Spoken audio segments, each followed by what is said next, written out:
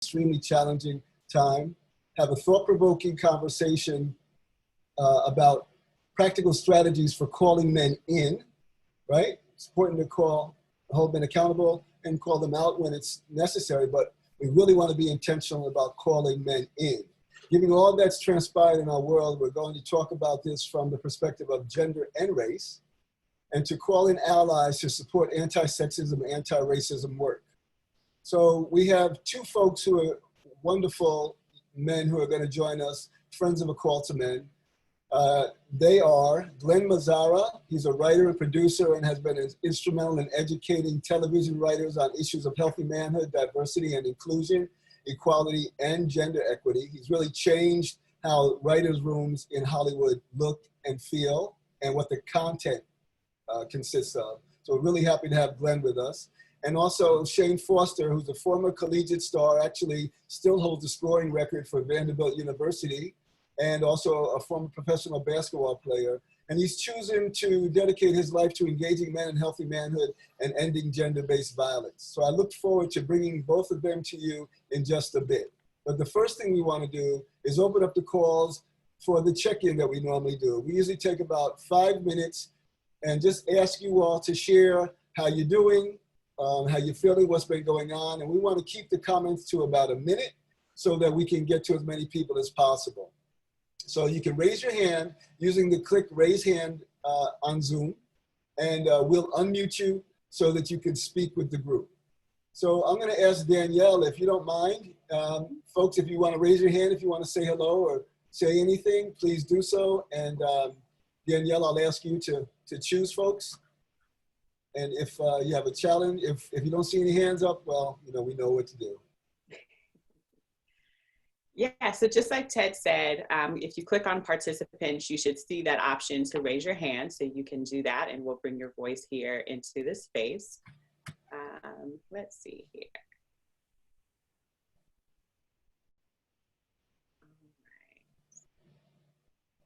So while we're waiting on some volunteers, let's see, Darlene from the Virgin Islands, I'm gonna unmute you, and if you just wanna share with us how you're doing and what's happening your way.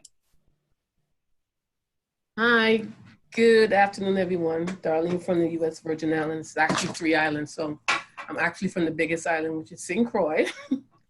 Right now, what's going on in the Virgin Islands, we have a lot of Sahara dust. So we actually dealing with that here in the Virgin Islands. Otherwise, there's a lot going on in the Virgin Islands through domestic violence and also sexual assault. That's something that's high and it's rampant here in the Virgin Islands. That's something that we're dealing with. So we actually did an info table yesterday at our local supermarket, which was very good. So I'm glad to say that because people came out and talk about the issue. So that's what's going on in the island of St. Croix, U.S. Virgin Islands. Thank you so much, Darlene. Thanks for sharing. We appreciate you joining us. And you know, there's lots of information on the A Call to Men website. And we can do all kinds of conversations around engaging men if that's something you're interested in also, because as the women in the Virgin Islands, I'm sure, like in the US, are doing the heavy lifting around sexual assault, sexual violence, domestic violence, and engaging men. We've got to be part of the solution, and because we are the problem. So we're here to help in any way that we can. Okay, Darlene, thank you. Danielle, would you mind? Yeah, let's go to our friend, Scott Davis. Scott, I'm gonna unmute you now. Hey, good morning. Thanks, Danny. Yeah, how's it going over here? It's been pretty wild over here. It's been really wild. There've been monuments coming down. There have been lots of calls to defund police. The atmosphere over here is pretty, I don't know what you call it. It's just very energized right now. Seeing a lot of things that people have been struggling with for as long as I've been here, which is going on 15 years, are coming to fruition. And that's really exciting. And there's also a lot of concern, a lot of community members who are at risk and trying to, you know, move about in a way that is safe for everybody. So yeah, it's a real mixed thing. And I gotta say, I wake up in the morning and have so many feelings right off the bat. I don't always know where to start. But I'm really glad to be here. Thank you very much for this space. It's always good to be amongst y'all. Thank you, Scott. And Scott, you're in New Mexico, I believe, right? You said, yeah, so just so people know the context of what you're talking about. And yeah, this is, things have changed, and the racial narrative have changed. There's been a great awakening, and it's challenging and exciting all at the same time. And it's also very triggering, you know? So we appreciate you being on the call, and you know, I think we all just have to support each other as we deal with what needs to be dealt with, which is long overdue, which is racism in this country, sexism, of course, as well. We can't address the issue of anti-sexism without addressing anti-racism. Any oppression is really what we want to address. So thank you for being here, and also happy belated Father's Day to you and the other dads on the call. Danielle, please. Yes, so James Wall, I see your hand up, so I'm gonna go ahead and unmute you now. Hey, good morning, team. James Wall here, calling from Oklahoma City, and the weather's pretty good. You could probably imagine things were pretty charged here with with Tulsa not being far away. So yeah, it was a lot going on here as well, and you can feel the energy in the air. So I spend most of my day helping people find work. That's what I do all day long. So I was just turned on to your program, and it really inspired me. I love the name of it because we have a program here that I work with called True Dads, and it's about helping men, you know, being real fathers and being there in the children's lives. So True Dads is one of the programs. Then another program we have down here is called Family Expectations. It's pretty powerful. And like I said, I spend most of my day helping people find jobs. And I got a great call this morning from a friend with the state that says an employer is looking to hire a lot of people. So we're helping people get back to work as quickly as we possibly can. And I'm looking forward to listening to your program and learning everything about you guys. Thanks a lot. Thank you, James. Welcome. And thank you for joining us. We really appreciate you being here, and be safe there in Oklahoma. You know, that's really been a lot of attention with Tulsa and the violence of Black Wall Street back in 1921. And we really appreciate the work that you're doing with dads. At A Call to Men, our work is really around, as we mentioned earlier, calling men in, not so much focused on calling men out.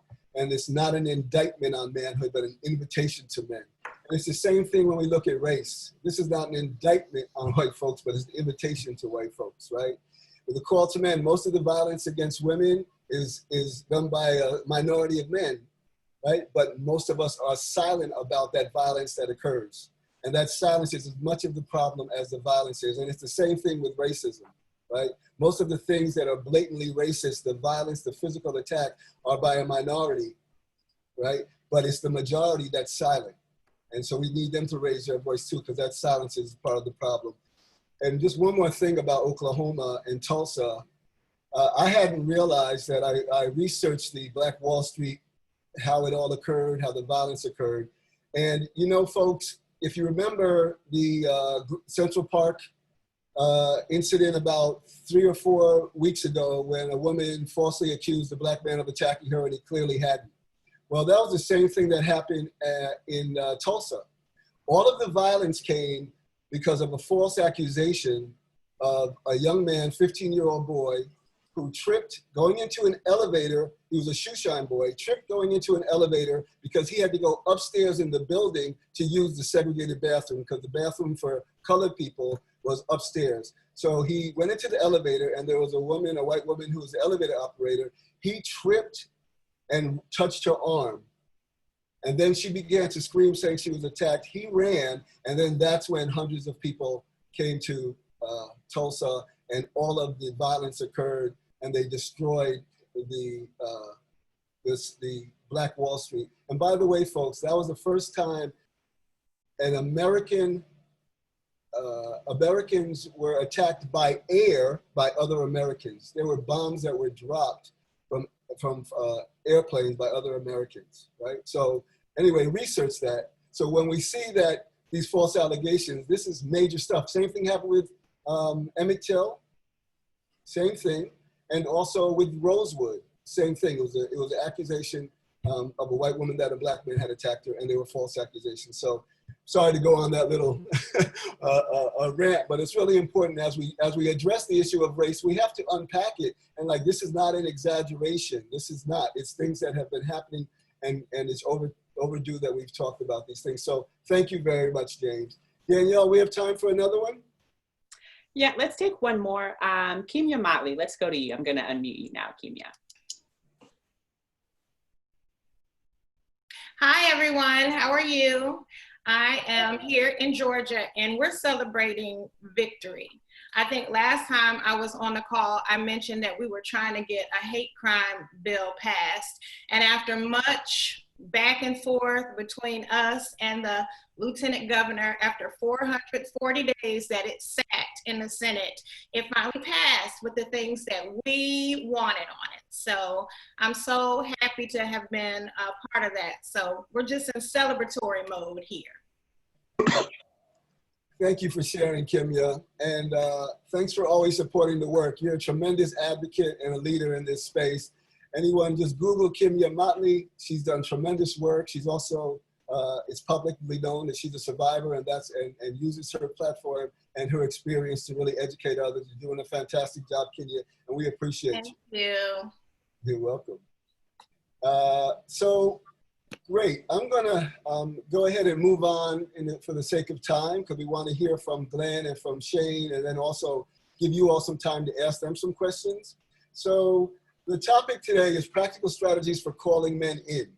And we're going to just interview for about the next 15 minutes, Glen and Shane. And I want to introduce Glen, who's a wonderful person, a great father, and really has done tremendous work in the space of Hollywood, really making those writers' rooms much more equitable. And Shane Foster, again, for joining us and supporting, and we want to support all the work that you're doing and working with men. So welcome, gentlemen. Thank you. So this is a painful and complicated time, and it really mirrors the upheaval that we saw during the Me Too movement. And then we were talking about sexism. Now we're talking about racism. And at A Call to Men, we believe you can't be anti-racist without being, anti-sexist without being anti-racist, as I mentioned before. So in the midst of the pain and suffering, there's an opportunity to call folks in, right? That's what oftentimes motivates us for change, is a crisis, right? But crisis also reveals the cracks, and there's quite a few cracks. So how are you leveraging this moment to do just that? And I want to just ask Glen first, if Glen, you reached out to us a few years back during the height of the Me Too moment because of the wonderful work that you were doing and what you wanted to do. And can you talk about ways to engage men in the writer's room and your work to examine sexism, patriarchy, and discrimination against women, girls, and LGBTQ, trans, and gender nonconforming folks? And also, if you don't mind, how you evaluate the ways that writing stories and characters and movies and past stereotypes.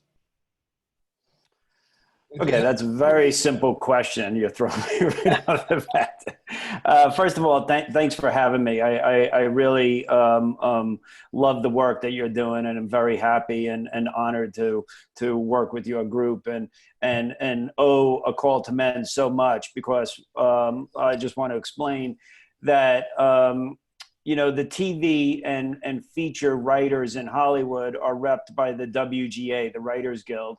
I was a board member there, and I am the co-chair, along with Shonda Rhimes, of the Inclusion and Equity Group. And so we've been working to sort of, you know, make our rooms as inclusive as possible, and to get more people in the room, because into the writer's room, because then we believe that those are the stories that get told, and that really affects how the public sees everyone, you know, and sees these other stories, and how we move away from stereotypes, and storytelling on film and TV is a very powerful medium. So after Me Too, when I reached out, we took stock, and we realized, we went out to our members, and at first, you know, the Hollywood is a very patriarchal society, and so a lot of people were not listening to instances of abuse. And we did a survey of our members, and what we found is you know, we can blame the studios and networks for only putting certain shows on the air or for doing this, but we found that our writers' rooms, there was a high level of abuse of men toward women, both physical and verbal, exclusionary practices, and also a tremendous amount of racism. People were just saying horrific things, and so much so that, you know, you tend to, part of the oppression is gaslighting, and you start to say, well, that's not really happening, or that's not what, you know, someone meant. But when you see, you know, thousands of comments, and this document that we had was unreadable. You couldn't sit and read it all in one. It took people weeks to read it because it was so painful. And to hear that pain, you have to respond. And so I think one of the first ways of engaging is we have to believe people. We have to believe in these conversations. We have to believe women, and we have to believe people of color, that what they're facing is accurate and is true. And that requires men, particularly white men who are used to having the power, they don't want to listen. You know, they can't just take a moment and sit and listen. So I think the first rule of engagement is to invite people, or to create a space and say, listen, this is going to be a difficult conversation, but we're going to have to listen to it. I mean, I have some other things I'd like to get to later, but it's really about trying to find allies, because not everyone is in the same place in the process. So you kind of want to, I find, go to the people who, you know, understand the issue or are getting it, and bring them in first. And then you bring in other people, and then other people behind them. And that's how you create a movement. So it's a lot about, you know, I think also, you know, relying on women and people of color to say, what do you need? How can we help you? You know, not to say, I mean, as a white, straight, able-bodied male, I often feel like I'm in a leadership position, particularly in my industry, and I'm supposed to have the answers and get it done. And to pull a system apart and really examine it, and to reassemble something in which everyone is equal, I can't do that. I have to go against my natural or socialized inclination, sit, listen, say, what can we do? And develop a team approach, which is not how men are taught. Men are taught to be sort of autocratic, I believe, you know? So that's my initial answer. And Thank you. Thank you. Glenn. You said a lot. You covered a lot. I just want to touch on a few things before I move on to ask Shane a question. You said a lot about culture, how we bring our own biases and our own prejudices to the workplace. We do that as men. You know, that's why Me Too shook the fabric of our society so much with men. Every man was wondering, oh, wow, you know, what have I done? Because we know that one of the ways we are taught to be men is to objectify women, right? So we then, of course, bring that into the workplace. We're taught that women have less value, that they're the property of men, and that they're sexual objects. So we bring that in. So even in all the work that I've done for years, over 20, 25 years around anti-sexism work, it's not that I still don't get sexist thoughts or might even say something that's sexist and then catch it, because I hear myself, but that collective socialization is still very much there. And what makes me an anti-sexist person, which would also make someone an anti-racist person, is not that they don't do or say things that are sexist, but then we address them, and that is an anti-sexist position. That's an anti-sexist thing to do. And the same thing with race. We have to accept that it's in the air that we breathe. We've all been born into this. It's inherited from one generation to the other. So we're not pointing fingers, but we are responsible for now what we know. And if videos weren't shown about race, people still wouldn't believe it, right? So, and the same thing about violence against women. So white privilege, just like male privilege, is something we inherit. We have it whether we want it or not. And then we have a responsibility. So I appreciate that you're saying also believe the marginalized folks, and Lena has a wonderful phrase that we use that we've kind of taken on as a call to men, the margins of the margins. When we start looking at the margins of the margins and hearing those voices, then we can be much more informed of how we need to move forward and to create that space for them. So appreciate your work. I want to get back to you in a little bit, Glenn, but let me go to Shane. My brother, I love that. I love that shirt, man. Real men respect women. Thank you. Thank exactly you so right. much. So, Shane, you lead men's engagement programs and you work with boys and young men. Can you share what's working in your program? And it's with the YWCA. I think on the graphic we have YMCA, so I apologize for that. Sharing what's working in your program with the YWCA and how you balance accountability and meeting men and boys where they are. Well, just want to reiterate what my brother Glenn was saying, and that I'm just so excited to be a part of this. Thank you for inviting me, and obviously I'm very supportive of the work of A Call to Men and the impartation that you all have made into men all over the country, including myself and my staff. You know, when I think about what we're doing here in Nashville, for us is really all about community, right? It's all about, you know, all of us and not some of us. Many times when we say the word community, we point fingers and really call out them, right? When we talk about, you know, different resources that need to be allocated to the community, we say they need to be over there because they need. We don't see community as an us thing, right? And that's part of the problem. It's part of the reason why we aren't able to truly get the resources where they are supposed to be, to truly engage with each other. And one of the things that I always say is that change doesn't happen without relationship. But how can we be in relationship if we don't view the community as us? So one of the things that we do here in Nashville with the YWCA is we greet people as brother and sister, because it's all about us, regardless of where you come from, regardless of your sexual preference, regardless of any of those other factors.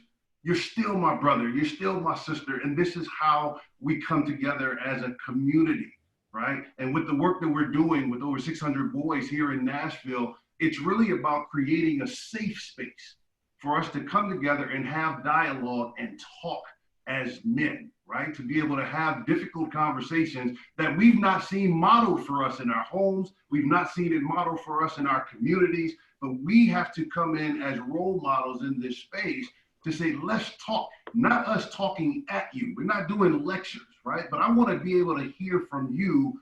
Where did you learn about manhood? Who taught you how you define being a man? And what are those external factors that are playing a role in how you show up every day, right? Who are the people who you're looking up to, who you're modeling your life after? And then how does all of that impact how we treat women and girls? How does that impact how we think about and the beliefs and the values that we have around these kind of things?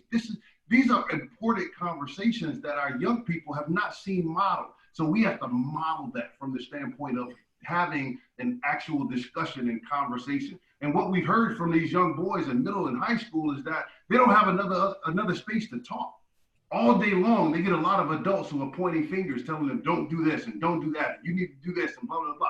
We don't stop to have genuine conversation and say, how are you doing? And most guys, when even you ask that question, they'll say the same thing. They say, oh, I'm good. And I'm guilty of it too, right? I spent my whole life, particularly as an athlete. Somebody asks me what's going on. Oh, I'm good. Am I really good? Probably not, right? Especially with what's going on in the world right now. You talked about all the triggering, all the emotional impact. It's a heavy time in our country right now. No, I'm not okay, right? But how do we get to a place where as a community, we care enough about each other to actually ask those types of questions? So one of the other things we've started doing here in Nashville is really challenging our community as we've created this community model. Regardless of where you are in this community, you have a place to plug in. We have worked with the clergy, with faith institutions. We're doing work with and advocating on the Hill with our judicial system. We're doing work with the police officers. We're doing work with collegiate and professional sports, with our education department. Why? Because it's important that regardless of whether or not you're an athlete or you're in the music or you're into the arts or whatever it is, if you're in the law, you have to have a place to plug in. Why? Because it's all about community. We need each other, right? Playing a professional sport, you know, I've always been intrigued by the concept of team. Together, everyone achieves more. And that's how we do our work. It's not about, you know, one group doing this. And one of the things that we're very intentional about is really understanding and teaching that our work doesn't exist without the work of women and girls over all these years. We're coming to the party as allies. This is not about men coming to take over. We're as allies, and we have to be accountable to that. Otherwise, it fails, right? So we have to be in community. We have to care about each other, and it has to be about us and not about them. Thank you so much. You said a lot, Shane. You know, I really like what you said about leaving the judgment at the door, and then that creates a safe space. And when we create a safe space for any group, I would think it's certainly for men, and I would think for, if we're dealing with race for white folks, right? If we're not judging how they're showing up, and just accepting that where they are and what they've learned is what they've learned, right? In the same way that what men have learned is what we've learned, and we allow that safety, then that opens up for vulnerability. And then when vulnerability happens, see, man, our hearts open up and we share, and we then see what's in common with each other. So I love that model that you have in your community, you know, because we all have our biases, we all have our beliefs, you know. I was with a group of people yesterday on a Zoom call, and you know, we were talking about what the experience of young Black men are, and I have Black boys, and you know, I had to be honest that it's not just this racism that's impacted white folks, it's impacted me too and my belief systems. You know, honestly, I've been in situations where I might be out or in and three young Black men who look just like my son come in, and I get a little tight. And I have to I have to say to myself, Lisa, this is your boys right here. Don't be afraid of them. But the society has said, be afraid of them. That they're criminals or potential criminals, they're gonna hurt you. And that's not what white folks have experienced, that's what we've experienced too. So my own internalized response to oppression is really, you know, something I have to look at too. So I'm saying that to say that we all have work to do, right? So I really appreciate that. And also about being allies. And I'm gonna ask somebody in the team, if they haven't already, put Tony's link for the article he just put out. Amazing article about how to be an ally. And if time allows, I'll share some of those tips at the end. But it's really important about how to be an ally and seeing it from the perspective of that marginalized group. All right, thank you so much, Shane. So you're both change makers in your respective worlds, and I wanted to know what change you've seen over the past year or so. And I want to start with Shane before I go to my brother Glen. I want to start with Shane. As a change maker, what change have you seen over the past few years? You know, I think the biggest change that I've seen is that more and more men are gravitating towards this message. I'm gonna be honest with you. When I got involved with this a little over 5 years ago, while I was optimistic, I didn't really think this was gonna work. I didn't, because I traveled all over this world playing the game of basketball, and I saw a lot of men who were demeaning, disrespectful, and devaluing of women and girls on a regular, everyday basis. I remember walking on the college campus and being with one of my teammates, and a young lady was on the other side of the street, and he yelled to the young lady, "Hey girl, when you gonna let me hit that?" And my immediate reaction was, "Yo, you're never walking with me on campus again." And it was met with some pushback, like, "Yo, what's the big deal?" And I told him, I said, "I don't take for granted that if you'll say it about somebody I don't know, you'll say it about somebody I care about as well. And I can't be associated with this. So you either gonna change or you got to get going, period," right? That was my stance. But I didn't see that happening in other spaces with a lot of men. Now what I'm seeing is more men in a lot of these traditional spaces saying, "You know what, I need to lean into this conversation. You know what, I do care about what's happening to women and girls around me, and I need to begin to police my own self, my own actions, my own behaviors. I need to think about the language that I'm using." And it has been mind-blowing when you create the safe space to hear men talk about how they've done different things throughout the course of their life, and they did not know that they were contributing to a culture that would allow their daughters and their aunts and their loved ones to be objectified and demeaned and disrespected and devalued and victimized in this same community that we live in. right? And so I'm seeing way more men coming to the table saying, you know what? I want to be involved. I want to change. I may not have an example. I may have looked up to people who have done this wrong. I may have made some mistakes myself, but you know what? I'm willing to change. I'm willing to have a conversation. I'm willing to hear another side of it, right? And that's so important that we don't, and I love the thing that a call to men is always saying, this is not an indictment.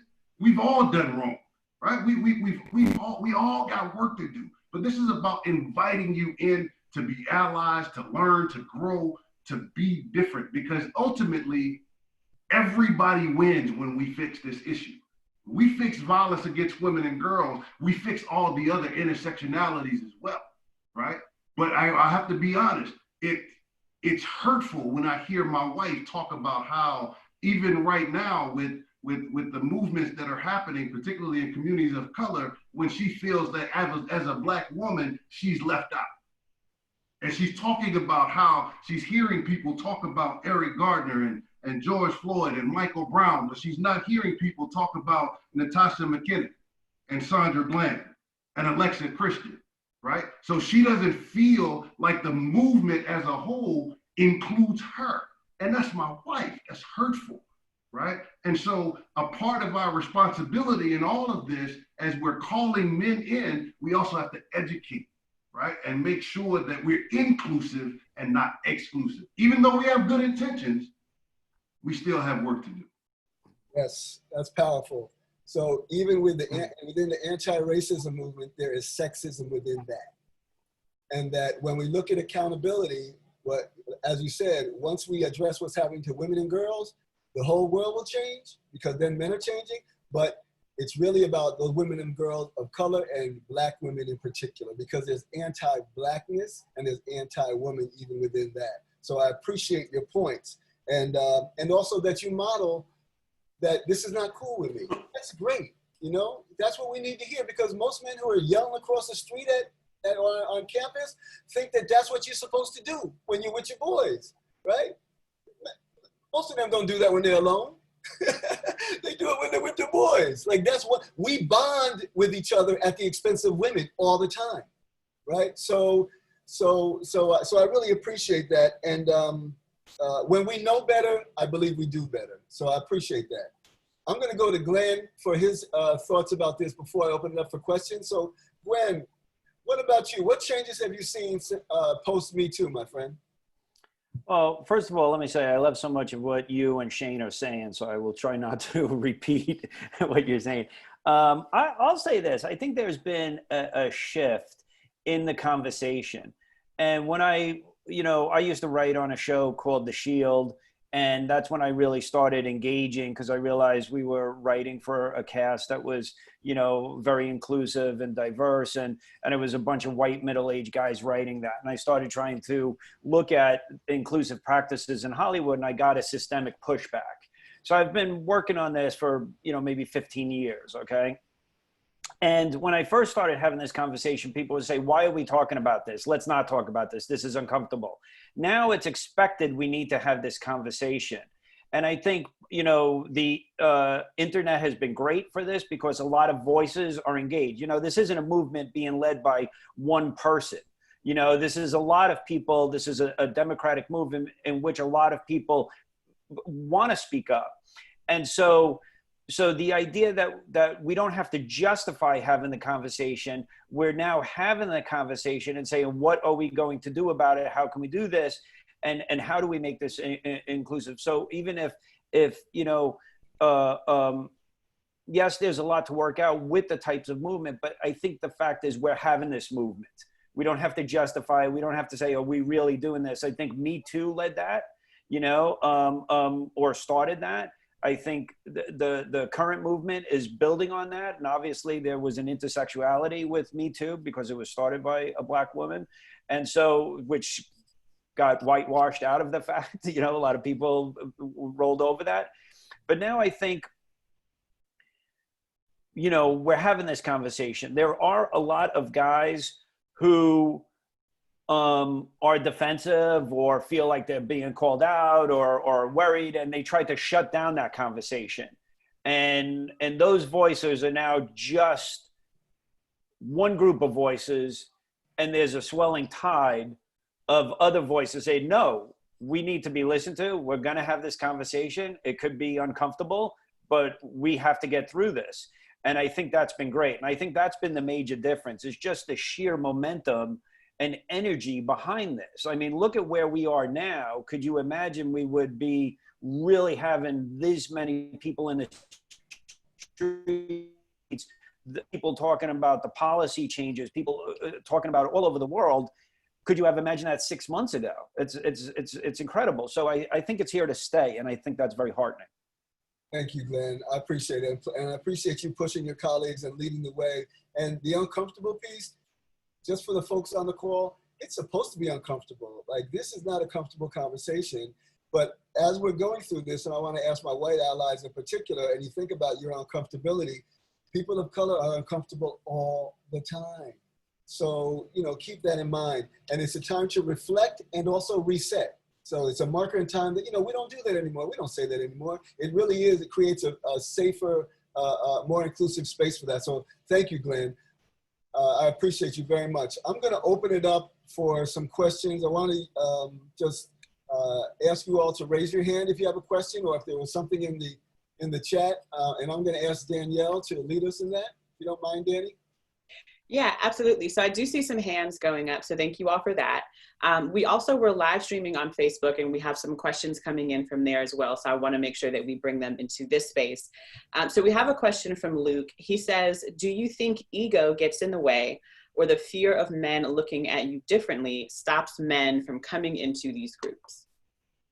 I'm going to ask, he didn't ask anyone in particular about that, right? I'll throw it over to Shane.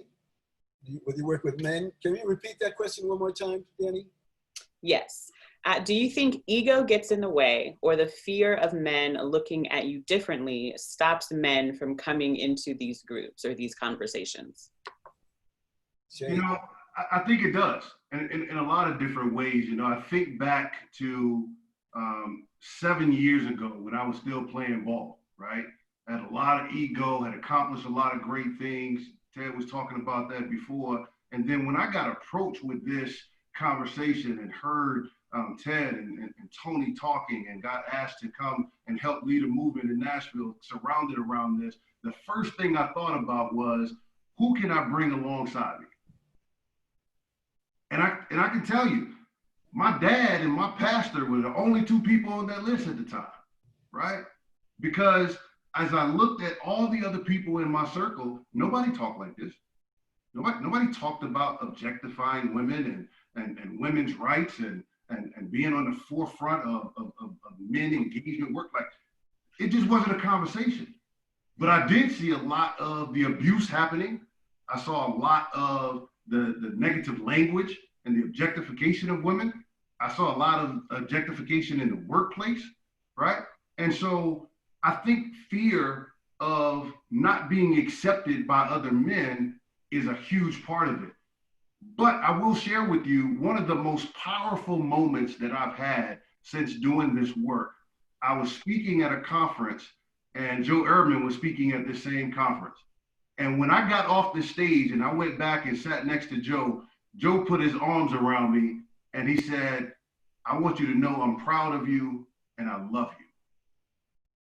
And as he was saying that, a tear literally rolled down my eyes. I had never heard another man say these words who wasn't my father, my grandfather, somebody who was that close. Here's another man, a white man, who I admire doing this work, and he embraced me in a way that no other man could. And that was much more gratifying than any fear I've ever felt about how others might feel about me doing this work. When I first got started, there was a lot of friends that I had who were not excited about me doing this, who were very skeptical.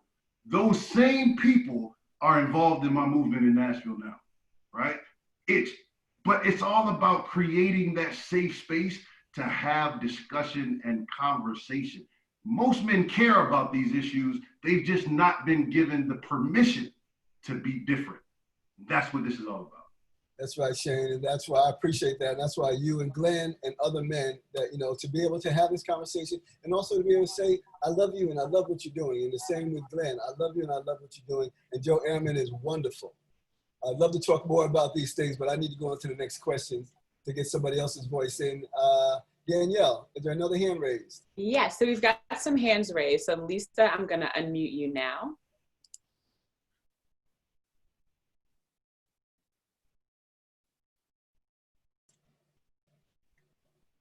All right, Lisa Oshman, there we go.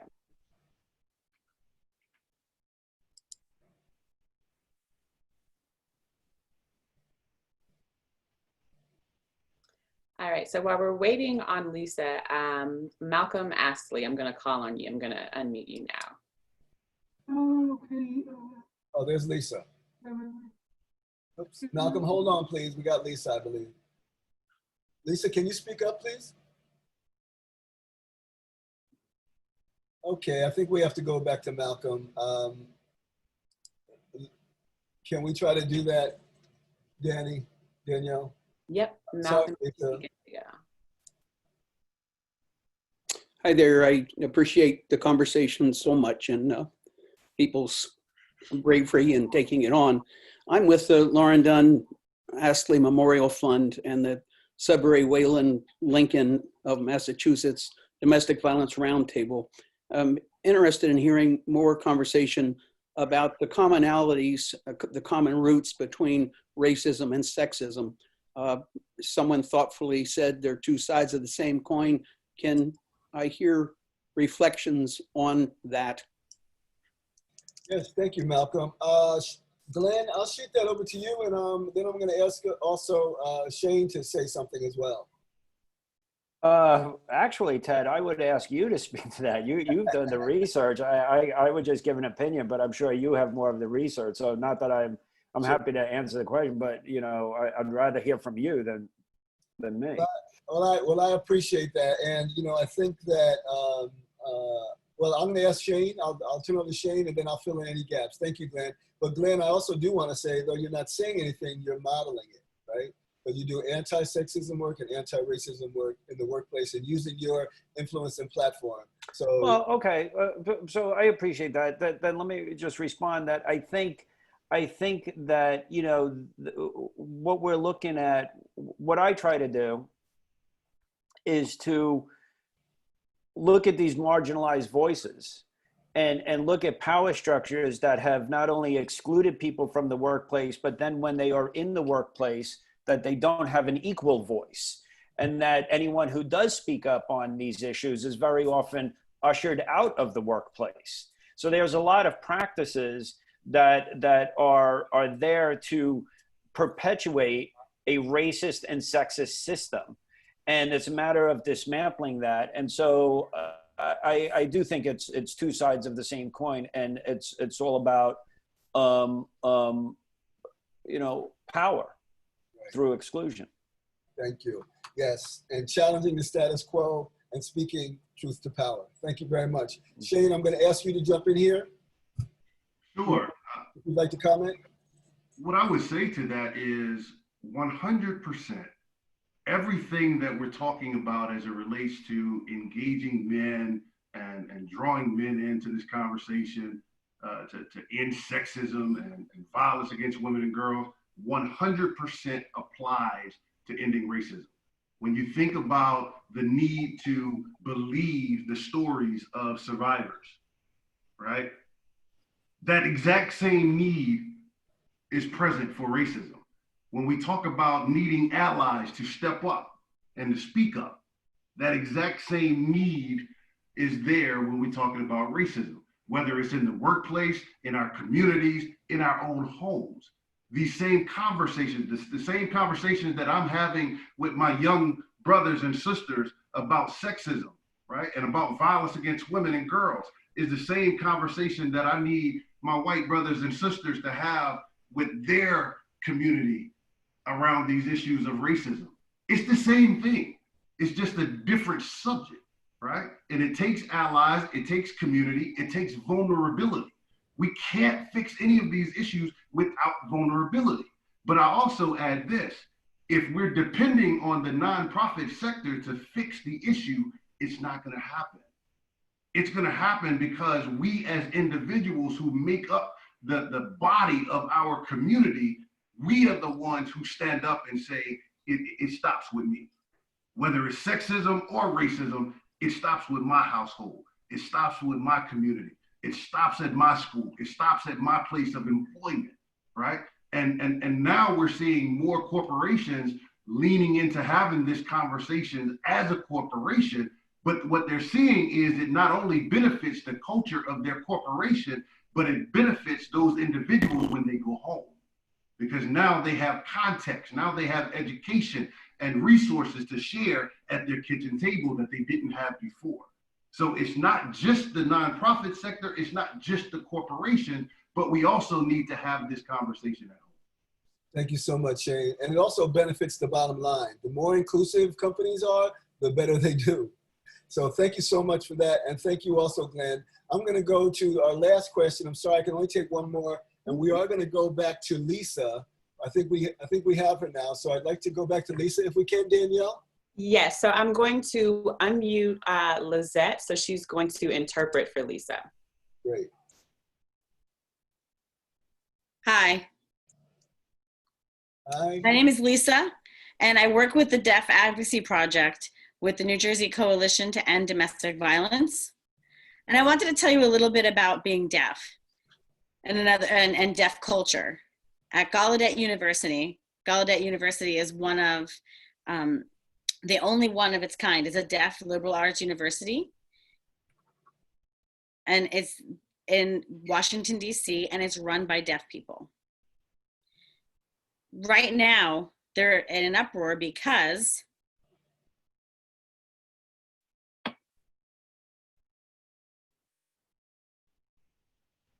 there's a lot of white supremacists who work at Gallaudet University. So a lot of the black and brown people and people of color that work there are starting to protest against it. So there's a big uproar in the community happening, and I feel like it's our responsibility to speak up. And it's our responsibility to stand up for the people of color and black people in the DC community and at Gallaudet University. So I just wanted to share that it's happening in our community as well. Thank you so much, Lisa, and thank you, Lisette. I hope I'm pronouncing that right. Thank you so much for being on the call and sharing your voice with us and your concern. And yes, racism goes everywhere, doesn't it? Right? Because I didn't hear really a question, more of a comment of the importance of what you're doing. So we really appreciate you sharing that and for putting your voice and your platform into this so that we can work toward change in New Jersey. And the New Jersey Coalition, we're great friends of the coalition. So hopefully we'll get to meet at some point as well. So thank you so much for being on the call. We hope we see you again. I'm just going to ask Shane and Glenn. I'll go to Glenn first just to, because we have to wrap up this section, just to say one final comment. Glenn, if you would go first, and then Shane, and then we'll turn it over to Anne Marie. I would say I want to make 2 points. One is, this is a question of values. And I would invite everyone to, when you are engaged in the workplace, at home, in our family, speak up about what your values are and what's important to you and why you believe that's right. I feel a lot of times we don't do that. We're afraid of getting called out. We're afraid of getting challenged. And that's how you model good behavior. I have 3 sons. That's what I try to do. We try to have these conversations. And so I think it's a question of value, you know. The other thing is that I think that a lot of, you know, we need to listen to each other, yes. But if you're white and you have certain privilege in this society, I think we now have a responsibility to amplify those marginalized voices. I have many anecdotes that we don't have time to go into, in which I was able to go into a meeting and have someone with me, and that person was able to speak truth to power. The door opened for me, the white guy, but I was able to bring people along with me who were able to say something and affect change in a way that I couldn't. And so, you know, those experiences are important. And when we're all looking for how can we take action, you know, there's 1,000 things we could do during the day, but really besides listening, I think it's a matter of supporting people who need the support right now, listening to their pain and helping to amplify their voice. Thank you so much, Glenn, and thanks for being with us. Really appreciate you. Thank you. Shane, any final comment? I just want to remind all of the adults on this call that the children are listening. They're watching. And we have a responsibility as the adults in their lives to model civility, to model community, to model the togetherness that we try to tell them about. We see a lot of young people who are resisting advice and counsel from adults today because when they look at us, they see us arguing. They see us yelling, they see us screaming. They don't see an example of what it looks like to truly lean in and listen, to share, to be vulnerable, to be honest, to show up and be authentic. We have a responsibility to our young people to model the behavior that we want to see repeated for generations to come. We have to model what it looks like to be anti-sexist. We have to model what it looks like to be anti-racist. We have to model what it looks like to be in community with each other and it be about us and not about them. Thank you so much, Shane. I'm sorry we didn't get to all the questions, but I really appreciate everyone being on the call. We want to take these last few minutes to just talk about what's to come. We'll continue to face extreme uncertainty for the foreseeable future, and we're committed to working together with you. I'm going to ask Anna Marie, who's our Chief Communications Officer, to share what we're planning. Anna Marie, please.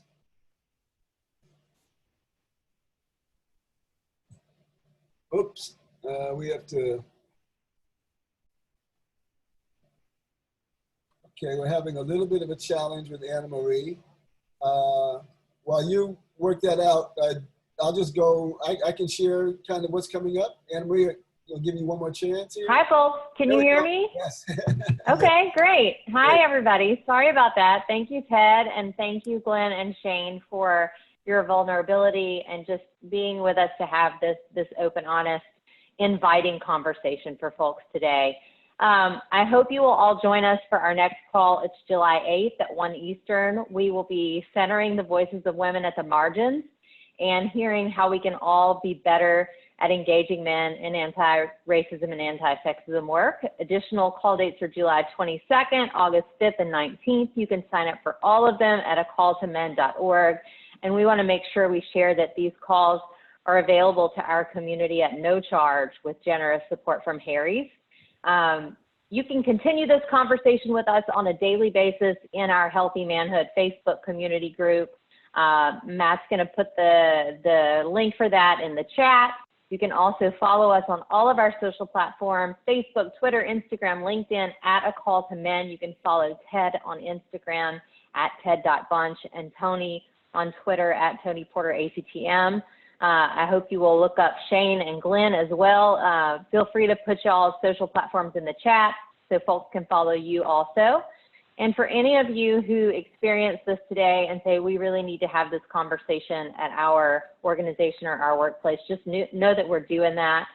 We are bringing trainings of all kinds virtually to all types of organizations, from educational institutions to large corporations to community-based organizations. So we hope that you'll call on us if you feel like we can provide value there. And finally, if you're just looking for a way to go deeper with us, we have our virtual training institutes available. Those are our most in-depth training addressing healthy manhood, male domination, white supremacy, and the intersections of oppression that contribute to gender-based violence. July is now sold out, but there are dates available in August and September. So you can go to A Call to Men to calltomen.org to register for those, and we really hope to see you in all of those spaces. Ted. Thank you so much, Anna Marie.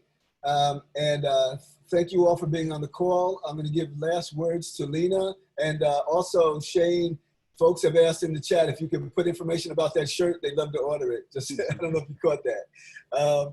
But thank you all so very much. And now we want to turn over for last words to our wonderful sister, Lena. Please, Lena. Hello, beautiful people. Thank you, Ted. Thank you, everybody. I'm sitting here. I hope that you really can take a breath and look at, in my computer, is 6 pages of amazing, beautiful people. And one of the things that we talk about at Call to Men is moving from the I to the we. There's, of course, actions that we individually have to take in our lives. Well, we believe that the answer to collective liberation is the we. So I was sitting here just taking this we moment that we have, and we invite you all to really, practice. We have to practice what healthy manhood is, right? So we invite you to reach out to someone in your circle of influence and show, model, express what healthy masculinity and manhood can be. Some of the principles that we uphold dearly at A Call to Men were affirmed during the conversation today with Glen and Shan, when they talked about lifting up, believing women and their stories and their experiences, sharing value for the women in your life. But if I can extra layer of challenge, it's really to all women and girls, not just the ones that are in an immediate circle. And most of all, I wanted, how we talked about, at one point someone talked about, I think it was you, Ted, who talked about sexism and racism being interchangeably connected. The same is true about love and accountability. We share a tremendous amount of love for you for showing up with us today. Let's hold each other accountable. Accountability for us at A Call to Men is about love. So please bring that into your communities, to your people, and we are each other's peoples and relatives. Can we unmute and say hello to everybody? We appreciate you. Hey, Cannot do it without you. Bye. Ice cream. Go practice and go act, everybody. Go Ice practice and cream. go act, everybody. Thank you. 2 weeks. See you soon, everybody. Bye, Lena. Everyone. Thank Bye. you. Hey, All right, everybody have a good one. got all my people there.